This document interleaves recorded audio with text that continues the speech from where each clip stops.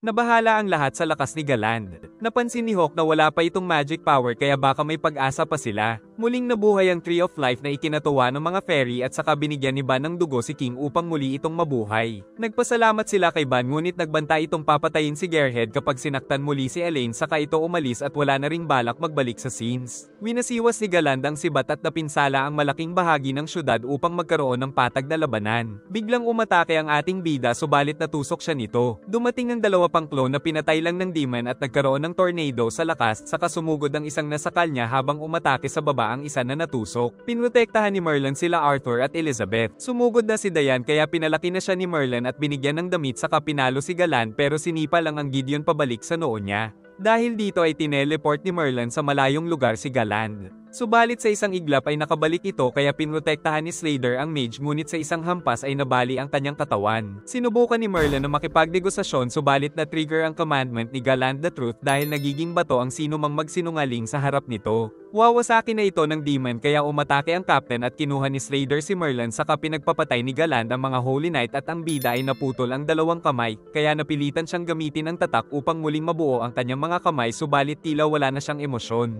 Nagtataka ang Ten Commandments dahil ang tagal nilang makarecover ng magic power sa panahong ito. Saka dumating ang mga Menero na pinapaalis sila sa spot kaya bumaba si Derry at kinuha nila ni Monspit ang kaluluwa ng mga ito at kinain. Kaya naisip ni Melaskela na kumain at manghunting ng mga human soul para mabilis silang makarecover. Sinipa ni Meliodas si Galand saka di tinigilan ng espada nito subalit nahihirapan din siyang pigilan na wag lamunin ng kasamaan. Saka umatake ito ng kapangyarihan ng kadiliman kay Galand pero wala itong epekto kaya tinusok ang ating bida. At nagbanta pa si Galand saka sila pinagpapatay ng walang awa. Tapos inatake nito ang perfect cube ng dalawa ngunit nabigo siyang wasakin nito kaya umalis na si Galand subalit nalagyan siya ng magic tracker. Saka nabuhay muli si Gother na tumawa na parang baliw. Habang naglalakbay ay nagkaasaran pa sila Griamore at Hauser nang makita nila ang mga taong tila wala sa sarili. Saka nakarinig sila ng ingay sa bayan dahil kinukuha pala ng demon ang mga kaluluwa nila. Inatake ito ni Gil sa likod at nag-tornado pa si Hauser kaya naputol ang kamay nito. Aatake ito ng apoy na kinulong ni Griamore kaya sumabog sa mukha saka tinuluyan ni Gil ng malakas na kidlat kaya nagbalik sa mga tao ang mga kaluluwa. Dumating ang isang Grey Demon saka dumating din si Hendrickson na sinabing mas malakas ito sa Red Demon kaya kailangan nilang magtulungan. Subalit nais siyang patayin ni Griamore pero iniligtas pa siya ni Hendrickson saka sinabing buhay pa ang ama nito. Nagpalabas ito ng Dark Snow kaya pinigilan ni Hauser saka inatake ng kidlat ni Gil kaso sa isang iglap ay naglaho ang mga bahay mabuti na lang ay may shield si Griamore pero tinamaan si Hendrickson. Subalit sumugod pa rin ito at nahiwa ang demon kaya hindi siya tinigilan nito. At tatapusin na siya nang iniligtas ni Hauser at winasak ang kamay nito saka inatake pa ni Gil sa katawan kaya nagawa itong matapos ni Hendrickson ng purge. Nagtaka si Gil dahil ang purge ay teknik ng kanyang ama. Sagot nitong pareho kasi silang pinanganak sa mga druids. Tinanong din ni Gil kung bakit niya ito pinatay. 10 taon nang nakalipas ay nagtungo sila sa naglahong Dynafall Kingdom. Pumasok sila sa butas na ito upang mag-imbestiga at ginamit ang incantation orb para magkaroon ng liwanag. At sa kanilang paglalakbay ay nakita nila ang isang demonyong si Fraudrin na puwersahang pumasok sa katawan ni Dryfest pero hindi siya nakontrol nito. Kaya lumipat ito kay Hendrickson na tagumpay nitong nakontrol. Nagpalipat-lipat na ito sa kanilang katawan at ito rin ang dahilan kaya pinatay nila si Zarathras at isinisi ang krimen sa 7 deadly sins. Nagtaka si Gil kung ba't galit ang demon kay Meliodas, giit ni Hendrickson na tinalo kasi siya ng bida 16 years ago. Dahil si Fraudrin pala ang pumatay kay Liz na kasintahan ni Meliodas. Sa ngayon ay naka-recover na si Meliodas at gumaling na rin si Slater. Pero si Merlin ay nanatiling bato saka dumating ang captain na pinaglaruan ng mga siopaw. Umalis daw si Galand nang hindi sila tinatapos dahil niloko ito ni Gother na pinatay niya na silang lahat. Saka pinakita ang uod ni Gother na kinamangha nila. Sa tulong ng bracelet ay nakokontrol na rin daw nito ang kapangyarihan. Si Merlin daw ang naglagay nito na nagtago sa sacred treasure nitong orb bago pa maging bato ang katawan. Dagdag pa nitong kahit pagsamahin nila ang mga power level ay mas mataas pa rin ang kay Galand tapos meron pa silang mga Albion at lower level demons kaya kailangang ma-awaken ang kapangyarihan nila Elizabeth at Arthur. At kailangan na rin nilang mahanap ang huling miyembro ng Sins na si Escanor. Biglang dumating si King na inihagis ng captain ngunit agad nitong hinanap si Diane para sabihin ang nararamdaman. Subalit nang makita niya si Diane ay hindi na siya nito maalala. Dahil si King daw ay isang matabang fairy at hindi rin nito kilala si Elizabeth. Giit ni Merlin na nagka-amnesia ito dahil sa atake ni Galand sa ulo niya. Sinusubukan nitong kausapin ni King nang matuklasan nilang unti-unti ring nawawala ang alaala nito. Pagbalik nila ay umalis na si Diane at sinabi ni Gother na tinanggal niya ang alaala nito kung totoo ang sinabi nitong walang makakapagbura ng precious memories niya. Dahil dito ay inumbag siya ni King. Nagmadali silang hanapin si Dayan na pinaghinalaan nilang nagbalik sa village ng mga giant. 16 years ago ay may digmaan kung saan lumalaban din ang mga giant para sa komisyon. Subalit natatakot lumaban si Dolores na iniligtas ni Metrona. Sa kabilang pangkat ay may na-hire din na giant na si Dumblebess pero natalo ito ni Metrona kaya binigyan na sila ng bayad. Nagbalik sila sa giant village dala ang bagong karangalan ni Chief Metrona. Hindi pabor si Dayan sa pagsali nila sa digmaan ng mga tao kaya sinabi ng chief na dito sila kumikita at ang pakikipaglaban din ang hinahanap ng kanilang dugo kaya isang karangalan ang mamatay sa battlefield. Nag-heavy metal si Dolores ngunit nasaktan pa rin ito sa chief. Si Dayan naman ay nagawang masalag ang maraming atake nito pero bumigay rin kaya pinag-utos na magsanay pa sila pero ayaw nang lumaban ni Dolores kaya sinabi ng chief na magkaanak dapat siya ng mga mandirigma. Dahil dito ay parang gusto nang umalis ni Dolores sa village. Narinig ni Dayan na nais siyang sanayin ng chief para maging pinakamalakas na mandirigma kaya nagpa siya siyang umalis pero natatakot si Dolores. Kaya siya na lang ang umalis mag-isa nang singilin siya ng tolfie ng mga sundalo kaya pinagtanggol siya ni Meliodas at naging magkaibigan na sila. Nagbalik siya para isama sana si Dolores pero nalamang namatay na ito dahil pinadala ng chief mag-isa kaya pinatay ng mga bandido. Sinuntok ni Dayan ang chief ngunit pinatalsik siya nito. Saka pinaintindi ng chief na nilikha ang mga giant upang maging mga mandirigma at ang inaasam nila ay ang mamatay habang nakikipaglaban. Kinabukasan ay nakipagtransaksyon sila kay Ganon na Holy Knight ng Leones. Giit ni Ganon na itinatago ng kapangyarihan ng mage ang mga kalaban kaya sinabi ni Ganon kung nasaan ang mga ito na pinuntahan ni Metrona pero isa pala itong patibong. Saka pinag-utos nito na patayin si Dayan pero sila ang pinatay ni Metrona. Umatake sila ng mga palason na sinalaglang ng lupa ngunit may lason ang gamit ng mga ito kaya niligtas niya si Dayan. Giit ni Ganon na hindi rin uubra ang steal technique sa palason na ito at pinatalsik ni Metrona si Ganon saka ito nawalan ng lakas at sinabing pinagkatiwala si Dayan sa kanya ng mga magulang nito upang turuang lumaban. Ngunit ayaw pa rin pumatay ni Dayan kaya si Metrona pa rin ang tumapos sa mga kalaban saka ito namatay. At siya pa ang napagbintangan na pumatay sa chief. Pero dumating si Meliodas at iniligtas siya sa execution. Nagpa siya na namang umalis si Galand. Samantala naalala ni Dayan ang pagkamatay ni Metrona. Nakita niya ang kuta ng mga demon ngunit nahanap siya ni Galand kaya nakaramdam ng matinding kaba kaya nagpa siya siyang tumakbo ngunit sa unahan ay nandoon si Monspit. Tinanong ni Galand kung bakit buhay pa ito. Sagot nitong di niya alam kaya inaasahan ni Galand na magiging bato ito dahil sa pagsisinungaling. Ngunit hindi naging bato ang giant dahil wala talagang naaalala. Bigla nitong pinagsisipa si Dayan at nang kukunin na ni Monspit ang kaluluwa nito ay may umatake sa kanila ng mga bato dahil may nagligtas kay Dayan.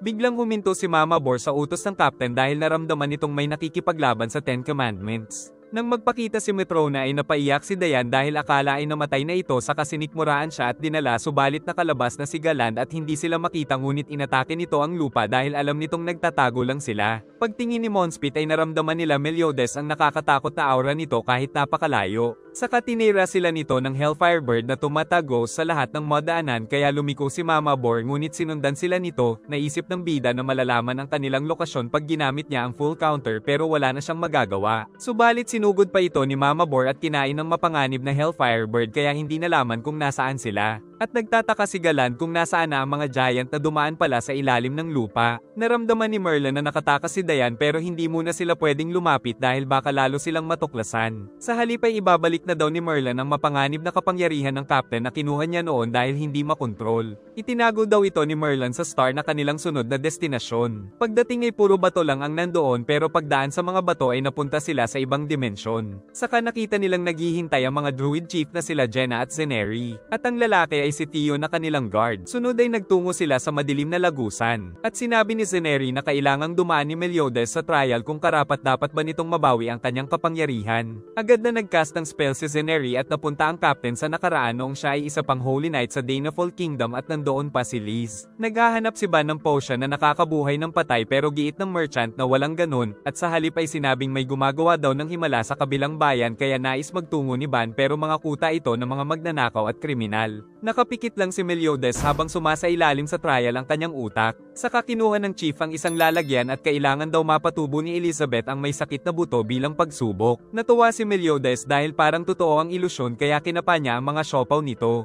pag-uwi sa bahay ay natutuwa si Meliodas na magbalik sa nakaraan sa kaniyakap ang kasintahan, nang bigla siyang mapunta sa panahon noong namatay ito dahil sa matinding digmaan. Dahil dito ay hindi nakapagpigil ang bida at napalabas ang demonic power kaya naglaho ang buong Dynaful Kingdom kaya umulit siya sa trial. Nakita ni Elizabeth na nasasaktan si Meliodas pero giit ni Zeneri na kailangan nitong matapos ang trial upang matutunan nitong makontrol ang emosyon at hindi na siya aksidenteng makawasak ng isang bansa kapag hindi nakontrol ang emosyon. Giit ni Jenna na malayo pa sila sa kalingkingan ng Ten Commandments kaya kailangan nilang magpalakas. Nauna na pala si Hendrickson na magsanay doon kaya naging alerto si King ngunit bumagsak na ang lalaki at sinabi ni Jenna na kakampi na nila ito dahil lumabas na ang demonyo sa katawan ni Henry. Kasama pala nitong nagsanay ang tatlong Holy Knight na pinagkamalan ni Hawk ng mga tirang pagkain. Nagpaulit-ulit si Meliodas at halos mabaliw na ito kaya pinabalik muna ni Zeneri ang utak niya. Pinakalma ni Elizabeth si Meliodas ngunit nagselos naman si Bruja. Nag-aalala si Zeneri dahil pwede siyang mabaliw kung hindi mapagtagumpayan ang trial pero dahil sa prinsesa ay nakahanda na daw si Meliodas. Kaya nagbalik siya sa pagsubok subalit nababaliw talaga siya pag nakikita ang pagkamatay ni Liz kaya ititigil na ito ni Zeneri ngunit pinigilan ni Elizabeth dahil naniniwala siyang magtatagumpay ang captain. Hanggang sa magising na ang bida na lumuluha subalit napagtagumpayan niya ang trial. Dahil dito ay may karapatan na siyang mabawi ang kanyang kapangyarihan. Ginising ni Jericho si Ban dahil pinagtitinginan sila ng mga tao. Giit ni Ban na si Jericho ang pakay nila dahil mukha daw itong mabango kaya umalis na sila para maghanap ng maayos na panuluyan. Pagdating sa inn ay si Jericho ang pinagbayad ni Ban. Saka pinaalalahanan sila ng bantay na isihan lang nila ang bakbakan sa kama dahil baka masira ito. Natakot ang dalaga sa mga ipis. Sa kama natulog si Jericho ngunit nagpaparinig pa siya kay Ban pero ayaw siyang tabihan nito. Giit ni Ban na sa bayang ito siya lumaki nang malaman nila na may binubugbog sa labas pero normal na araw lang daw ito dito sa Raventown. Pero nang marinig ni Ban na ito ang gumagawa ng himala ay binanata niya ang mga siraulo at niligtas ito. Inihagis ito ni Ban pero nakabangon ito at alamang isa itong Beastman. Giit ni Ban na alam niyang hindi ito nasasaktan sa mga nambubugbog. Tinanong din niya kung ito ang nambubuhay sa mga patay pero tumanggi ito at aalis na sana nang mawala ng malay.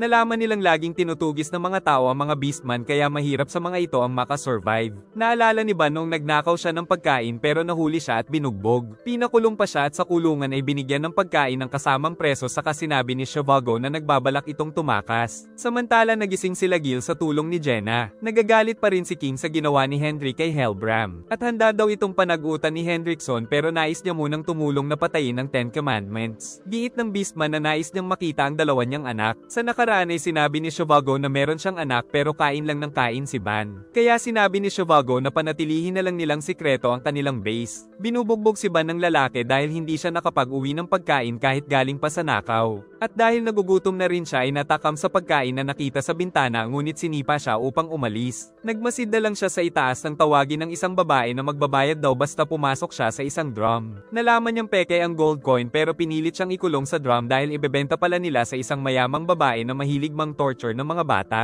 Mabuti na lang ay may bandido na nang-agaw ng karwahe na walang iba kundi si Zhivago. Pinakain niya ang bata at nakiusap itong turuan siyang magnakaw kaya sinabi ng lalaki na magiging wanted siya pag ginawa ito. Subalit nakaramdam na ng antok ang bata dahil sa kabusugan. Kinabukasan ay pinakita ni Zhivago ang kanyang galing sa pagnanakaw. Ngunit nang magnakaw si Ban ng salapi ay nahuli siya ng lalaki. Subalit iniligtas siya ni Zhivago mula dito at nagmula noon ay magkasama na silang nagnakaw sa araw-araw. At isang gabi ay mas lalong lumalim ang pagsasamahan ng dalawa na parang naging isa ng mag-ama. Kinabukasan ay target nila ang isang mansyon subalit late si Zhivago kaya binalak ni Ban na magnakaw habang wala pa ito subalit nahuli siya at binugbog. Sa kasalukuyan ay naaalala ni Zhivago si Ban ngunit alam niyang galit ito dahil nahuli siya sa tagpuan kaya sa nakaraan ay nagmadali siyang puntahan ito at nakitang nahuli ito pero narinig niyang tinutugis na rin ang kanyang anak kaya kahit nabubugbog na si Ban ay mas pinili niyang magtungo sa biological son subalit pagdating ay huli na rin ang lahat. Giit ni Zhivago na sana ay si Ban na lang ang tinulungan niya pero sinabi ni Ban na hindi niya rin mapapatawad si Zhivago kung inabandonan nito ang tunay na anak. Kaya napaiyak na lang si Zhivago dahil hindi pala galit sa kanya si Ban. Kailangan ng mag-training pero wala sa mood si King nang dumating si Oslo. Giit ni Jenna na kailangan nilang maghubad upang maramdaman ang tunay na kapangyarihan bago pumasok sa kuweba. Saka pinagdala sila nito ng isang sanga bilang sandata at sabay-sabay na pumasok ang lahat. Subalit nagkahiwalay sila saka nakita ni Hawk ang liwanag, samantala nahiwalay din sila Hill at Hauser nang dumating ang halimaw na inatake nila ng kidlat at ng tornado, subalit wala itong epekto dahil stick lang ang sandata nila. Lumusat ang halimaw sa ilalim ng lupa at mabilis na nagtungo sa kanila, kaya nagkaisa ang dalawa na atakihin ito ng sabay. Saka pinalabas ang mga kapangyarihan at matapang itong pinagpapalo ni Hauser ngunit muntik na siyang makain. At nag-concentrate ito ng power sa dulo ng stick na tinira at puminsala sa halimaw. Si Gil naman ay binalot ng kidlat ang katawan upang makagawa ng Thunder Armor. Kaya nasalag niya ang buntot ng halimaw at kinoryente ito ng mas malakas na boltahe. Ngunit biglang nagising si Hauser at sinabi ni Jenna na maganda naman ang ipinakita nilang teamwork. Natuwa si Hendrickson dahil nakita niyang lumaki na malalakas ang dalawa. Nagpasalamat din si Meliodas sa mga tulong nito kina Gil, Hauser at Griamore. Nakipagtuo si Gother sa Knight at naghiwalay ang katawan nito upang maiwasan si Arthur. Kaya binago ni Gother ang alaala nito upang mautusan ng Knight, subalit inatake pa rin siya nito pero hindi siya nasaktan dahil isa lang manika. Magkasamang pumasok sila King at Meliodas ngunit nagtataka si King dahil kilala ng Captain ng Ten Commandments kaya nais niyang malaman kung kakampi ba nila ito. Nagtaka sila Jenna kung bakit sila King at Meliodas ang naglalaban sa loob ng kuweba. Patuloy ang pag-atake ni King dahil nais niyang malaman ang katotohanan, ngunit nakuha ng captain ang stick niya. Subalit nagawa siyang mahiwa ni King gamit ang teknik nito. Naiyak na lang si Jericho sa pinagdaanan nila Zhivago at Ban. Ngunit itinanggi ni Ban na kasintahan niya ito dahil parang kapatid niya daw si Jericho. Kaya naalala niya ang kapatid na matagal nang namatay. Nagtaka si Zhivago kung bakit mukha pa rin siyang bata. Sagot ng undead na nagtagumpay siya sa pag-inom ng Fountain of Youth na si Zhivago mismo ang nagsabi noong bata pa siya. Isang babae ang umiiyak sa yumaong asawa kaya sinundo siya ng anak nang biglang nabuhay ang bangkay. Naramdaman ni Gerhed ang kakaibang aura at pati ang mga ibon ay naaapektuhan. Natutuwa si Zhivago dahil noon ay walang ibang kinausap na tao si Ban maliban sa kanya. Giit ni Ban na wala pa rin siyang kaibigan na tao at si Jericho pa lang ang kauna-unahan niyang nakakasama na isang tao. Nakukonsensya pa rin si Ban dahil pinili niyang magtraidor kay Meliodas para mabuhay si Elaine. Kaya ang advice ni Zhivago ay humingi siya ng tawad mula sa kanyang puso, sa katuluyang nawala ng lakas ang Beastman. Tinatanong pa rin ni King kung sino ba talaga si Meliodas saka umatake ito na kinontra naman ng captain. Kinuha ni King ang tubig na nagmula sa loob ng stick at kinontrol ito upang mahiwa niya si Meliodas. Dahil sa teknik ni King ay nakaisip ng ideya ang bida kaya pinalabas niya ang kapangyarihan at ginawa niya rin itong bilog pero sinigawan na sila ni Jenna.